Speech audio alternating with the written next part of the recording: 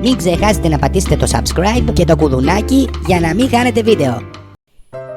Πάει κάποιος στον ψυχίατρο και του λέει: «Γιατρέ μου, έχω πρόβλημα. Μετά την πρώτη φορά που κάνω έρωτα με τη γυναίκα μου, κρυώνω, τρέμω, μελανιάζω από το κρύο, χτυπάνε τα δόντια μου, παγώνω. Και μετά τη δεύτερη φορά, ανάβω, ζεσταίνομαι, υδρώνω, κοκκινίζω, λιώνω». Ο γιατρός ξύνει το κεφάλι του με αμηχανία και του λέει: «Φίλε μου, στην παγκόσμια ιατρική βιβλιογραφία δεν αναφέρεται τίποτα παρόμοιο. Αλλά πιστεύω ότι το πρόβλημά σου είναι ψυχολογικό. Γι' αυτό πάρε αυτά τα χάπια και σε ένα μήνα που θα τελειώσουν θέλω να σε ξαναδώ». Παίρνει τα χάπια ο ασθενής, πάει σπίτι του και μετά από ένα μήνα επισκέπτεται πάλι τον ψυχίατρο. «Είδες καμιά βελτίωση?» ρωτάει ο ψυχίατρος. «Τίποτα, γιατρέ μου, η ίδια κατάσταση. Μετά την πρώτη φορά που κάνω έρωτα με τη γυναίκα μου, κρυώνω, τρέμω, μελανιάζω από το κρύο, χτυπάνε τα δόντια μου, παγώνω. Και μετά τη δεύτερη φορά, ανάβω, ζεσταίνομαι, υδρώνω, κοκκινίζω, λιώνω, σου λέω».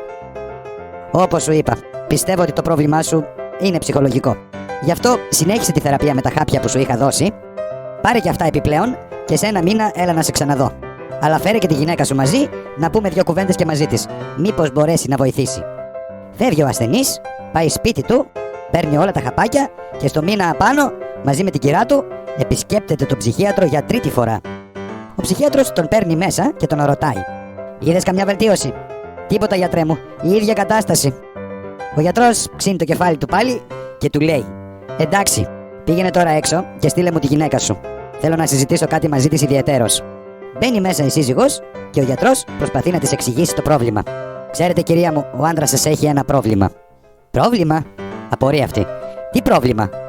«Να, μετά την πρώτη φορά που κάνετε έρωτα, κρυώνει, τρέμει, μελανιάζει από το κρύο, χτυπάνε τα δόντια του, παγώνει. Και μετά τη δεύτερη φορά, ανάβει, ζεσταίνεται, υδρώνει, κοκκινίζει και λιώνει». «Δεν καταλαβαίνω, γιατρέ. Πού είναι το πρόβλημα?» του λέει αυτή. «Μα δεν είναι φυσιολογικό?» επιμένει ο γιατρός. «Φυσιολογικότατο είναι», απαντάει αυτή και εξηγεί.